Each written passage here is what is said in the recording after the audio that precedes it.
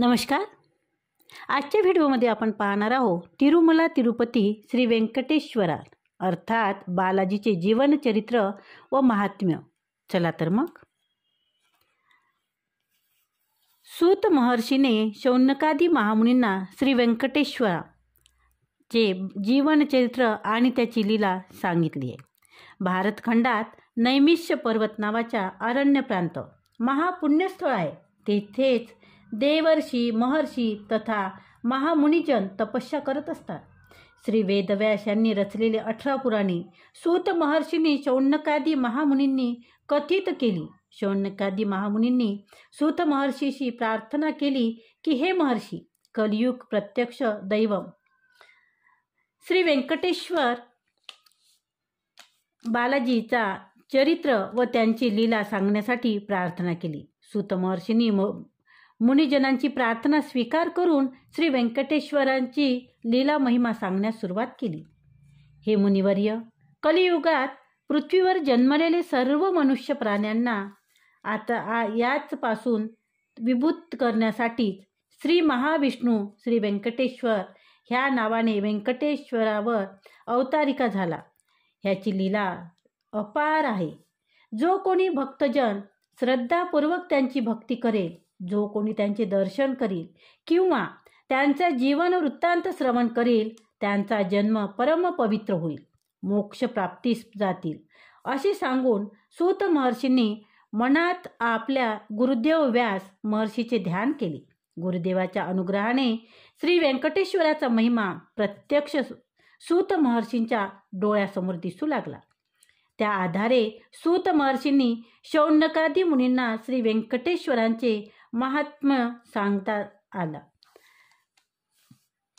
नारद महामुनींनी सत्यलोकात जाऊन ब्रह्मदेवाचे दर्शन घेतले आणि नारद महर्षींनी ब्रह्मदेवाचे पुत्र आहे ते नेहमी हरिनाम स्मरण करतात, गात असतात. तेच 14 भुवने फिरत राहणे त्यांचा स्वभाव आहे. अशा प्रकारे फिरत देवता लोकात आपापसात भांडण लावून त्यांना भांडत असताना पाहून आनंदित होणे हाच त्यांचा धंदा. दृष्ट शिक्षणासाठी, शिष्ट रक्षणासाठी आणि मानव कल्याणासाठी श्री महान नारायणास अवतार घेण्याबद्दल प्रोत्साहन करीत असतो. अनेकदा नारद महर्षी फिरत सत्यलोकात येऊन पोहोचले.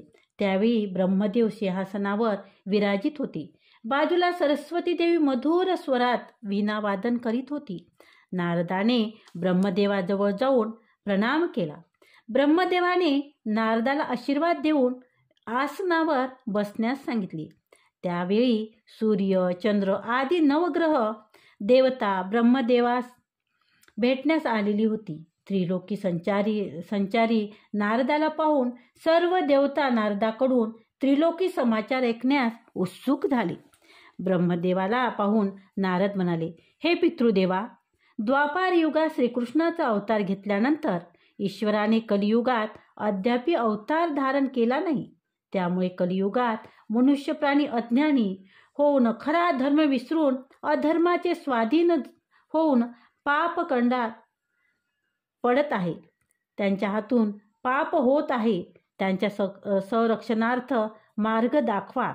ब्रह्मदेवाने नारदाचे मनोगत ओळखून म्हणाला, हे नारदा, तू तर त्रिलोक संचार करणार आहेस. मानव कल्याणासाठी उपाय तू पण जाणतोस. तुम्ही नुसत्या संकल्पमात्राने कितीतरी महान कार्य केले. तूच असा कोणता तरी उपाय शोधून काढ की ज्याने मानव कल्याणासाठी श्री महाविष्णू अवतार धारण करतील. त्यामुळे तुझी कीर्ती पाहून कलियुगात उद्धार होईल. ब्रह्मदेवाचे बोलणे ऐकून मनात विचार करीत तो तेथून निघाला. नारदाच्या या महान कार्य पाहून इंद्रादी देवता आनंदित झाले आणि नारद महर्षी हरिनाम स्मरण करत भूलोकात गंगा नदीच्या किनारी येऊन पोचला. गंगा नदीच्या किनाऱ्यावर कश्यप महामुनी इत्यादी मुनी लोकांनी लोककल्याणार्थ महायज्ञ करीत होते. नारद महर्षी तेथे जाऊन महायज्ञ करीत असलेल्या महामुनींना पाहून संतुष्ट झाला. महामुनींनी नारदाचे येणे पाहून त्याला आदर सत्कार केला. मुनी लोक आपण करीत असलेल्या महायज्ञाविषयी नारदाला खुलासा करून सांगितले. नारद परमानंदित झाला, पण त्याला शंका येऊन तो म्हणाला, हे मुनिवर्य, आपण लोककल्याणार्थ महायज्ञ करीत आहात. हे चांगलेच काम आहे, पण या यज्ञाचे फल भोगता कोण आहे? तुम्ही कोणत्या देवाची आराधना करत आहात? त्रिमूर्तीपैकी कोणाला या यज्ञाचे फल देत आहात? मुनीच्या तोंडातून शब्द निघाले नाही. आपापसात विचार करत नारदाला पाहून म्हणाले. तेव्हा नारद म्हणाला, उगीच विचार करू नका, यज्ञ फुकट जाईल. त्यासाठी तुम्ही अगोदर विचार करा की ब्रह्म विष्णू महेशात सत्वगुणी आणि शांत स्वभावाचा कोण आहे. अशा सत्वगुणी आणि शांत स्वभाव असलेल्या त्या यज्ञाचे फल द्या. नारदाचे असे म्हणणे ऐकल्यावर मुनिलोक आश्चर्यचकित झाले. त्रिमूर्तीमध्ये सत्वगुणी आणि शांत स्वभावाचे कोण आहे? कोणी ब्रह्मदेवाविषयी, कोणी महाविष्णूविषयी, तर कोणी शंकराविषयी आपापसात बुद्धीने निर्णय घेऊ लागले. अशा प्रकारे मुनिलोकात कलह निर्माण झाला. मुनिलोक यज्ञ करणे सोडून आपापसात भांडू लागले. शेवटी यज्ञस्थळ रणक्षेत्र बनले. मंत्राचा उच्चार करणे सोडून अमंगळ दूषित भाषणे करू लागले. हे सगळे पाहून नारद मुनी लोकांना म्हणाला, हे मुनिवर्य, तुम्ही आपापसात भांडता कामा नये. आपल्याला हे पाहायचे आहे की त्रिमूर्तीमध्ये सत्वगुणी कोणात अधिक आहे. त्यापैकी तिघांची परीक्षा करून घेणे, असा सत्वगुणी आहे हे सिद्ध करा. नारदाचा सल्ला ऐकून ते खरेच आहे असे वाटले, पण मुनी लोकापैकी कोणीच त्रिमूर्तीची परीक्षा करायला पुढे आले नाही. शेवटी नारदाने सांगितले की तुम्हा सर्वात ज्यात तपोधन भृग ऋषीत आहे. भृग ऋषीची त्रिमूर्तीची परीक्षा करू शकता. भृग महर्षीला त्रिमूर्तीची परीक्षा घेण्यासाठी मोठे केले आणि त्यांनाच तसे सांगितले. भृग ऋषी नारदाच्या सांगण्याप्रमाणे त्रिमूर्तीची परीक्षा घेण्यासाठी निघाले. नारद मनातल्या मनात आनंदित होऊन हसला. आता भृग ऋषीचा अहंकार कमी होईल. सत्यलोकात ब्रह्मदेव आपल्या पत्नीबरोबर स्वर्ग सिंहासनावर विराजमान होते. सिंहासनाच्या एका बाजूला राजश्री, देवश्री आणि महामुनी लोक बसलेले होते, तर दुसऱ्या बाजूला यक्ष, गंधर्व, किन्नर, स्त्री, पुरुष आदी देवता बसलेली होती. ब्रह्मदेव त्या सभेत वेद धर्माविषयी उपदेश करत होते. सभेत शांतता असून सर्व लोक तन्मय होऊन ऐकत होते. अशावेळी भृग महर्षी सभेत प्रवेश करीत त्यांनी चोहीकडे नजर फिरवली. आपण आल्याचे पाहून सुद्धा आपले कोणीच स्वागत करीत नाहीत. आपला अपमान झाला हे समजून देवाचा सुद्धा आज्ञा न घेता एका सिंहासनावर विराजमान झाले. भृग ऋषीच्या या अनुचित कार्याबद्दल ब्रह्मदेवाला रागावले. त्यांना कठोर शब्दात म्हणाले, अरे भृगा, तू तर ब्रह्मर्षी आहेस ना? सभा मर्यादा पण जाणता आहात. अरे भृगा, तू तर या सभेचा अधिपती मी. मला तरी विचारायला नको होते का? शेवटी प्रणाम सुद्धा न करता आसनारूढ झालास तू.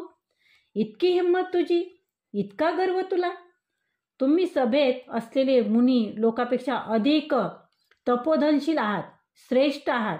देवतांना पण शाप देणारे आहात. जमदाग्नी मुनीपेक्षा जास्त शक्तिशाली आहात. मला स्वप्नात पण वाटलं नव्हतं की तुम्ही इतके अहम स्वभावी गैरवर्तन करणारे. असे अमंगळ भाषेत भृग ऋषीला रागे भरले. ब्रह्मदेवाचे अपशब्द ऐकून मनातल्या मनात तो निर्णयात आला की ब्रह्मदेवाला सत्वगुण नाही, तो राजासारखा रजोगुणी आहे. या यज्ञफलात योग्य नाही. आसनावरून उठत रागाने ब्रह्मदेवाला म्हणाला, हे ब्रह्मा, तुम्ही मी येण्याचे कारण न समजता माझा अपमान केला. तुझ्यासारख्या अधिकाऱ्याला माझा शाप आहे की भूलोकात तुला देवालय नसून तुझी पूजा पण कोणी करणार नाही. अशा प्रकारे ब्रह्मदेवाला शाप देऊन भृग महर्षी कैलासात चालते झाले. भृग महर्षी शिव दर्शनासाठी कैलासास आले. कैलासात नंदीश्वर, चंडीश्वर इत्यादी प्रथमगण शिवनाम स्मरण करीत ध्यान करीत होते. कैलास पर्वत शिवमय स्मरणाने भरलेले होते. शिव पंचाक्षरी शिवाय दुसरं काहीच नव्हते. हे सगळे पाहून भृग महर्षी संशयित झाले की येथे पण आपल्याला कोणी स्वागत करायला तयार नाहीत. असे विचार करीत भृग महर्षी शिवदेवाच्या एकांत मंदिराकडे चालायला लागले. द्वारपालांनी भृग महर्षींना अडवून आत जाण्यास मनाई करत म्हटले, हे महर्षी, पार्वती परमेश्वर एकांतात आहेत. यावेळी कोणाला आत जाण्यास परवानगी नाही. परंतु भृगाने द्वारपालाचे सांगणे न ऐकता आत प्रवेश केला. पार्वती परमेश्वर त्यावेळी एका ठिकाणी बसलेले होते आणि अकस्मात भृग महर्षींना प्रवेश करताना पाहून पार्वती दूर होऊन निघून गेली. हे पाहून शंकर क्रोधित होऊन म्हणाले, अरे भृगा, तू विवेकी सर्व जाणता असून सुद्धा या एकांतवेळी प्रवेश केलास, किती मूर्ख आहेस. असे म्हणून आपले त्रिशूल घेऊन भृग महर्षीला मारायला धावला. शिवाच्या क्रोधाला पाहून पार्वतीने आपल्या प्रिय वचनाने शिवाला शांत केले. हे पाहून भृग महर्षी पण क्रोधित होऊन म्हणाला, हे शिवा, तू पण मी येण्याचे कारण न समजताच अविचाराने मला मारण्यास त्रिशूल उचलला. तुला माझा शाप आहे की भूलोकात तुझ्या मंदिरात तुझ्या मूर्तीऐवजी तुझ्या लिंगाची पूजा करतील. असा शाप देऊन कैलासाहून वैकुंठाकडे चालता झाला. कैलासाहून भृग महर्षी वैकुंठात आले. ब्रह्मलोकी आणि कैलास लोकापेक्षा वैकुंठ लोक सर्वात सुंदर आणि शोभायमान दिसले. कारण येथे लक्ष्मीदेवी वास करत होत्या. धनम मूलम मिथ्यम जगत वचनाप्रमाणे लक्ष्मीदेवीचे निवासस्थान वैकुंठच.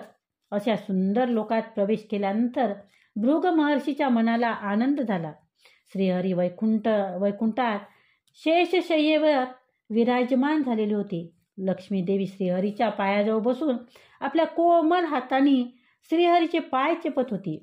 भृग प्रवेश करत झाले. श्रीहरीने आपल्या दिव्य दृष्टीने जाणता झाला, तरी पण न जाणत्यासारखे तसेच डोळे मिटून पडून राहिले. भृगाने तिथे येऊन हरीकडे पाहिले, तरी श्रीहरीने भृग ऋषीकडे स्वागतही न करता त्याच्याकडे पाहिले सुद्धा नाही. त्यावेळी भृग महर्षीला राग येऊन शेषशय्येवर झोपलेल्या श्रीहरीच्या वक्षस्थळावर आपल्या उजव्या पायाने लाथ मारली. हे पाहून लक्ष्मीदेवी चकित झाली. मार खाऊन श्रीहरीने डोळे उघडून आनंदाने हसत भृग महर्षीला प्रणाम केला आणि विनम्रतेने म्हणाले, हे महर्षी, मला क्षमा करा.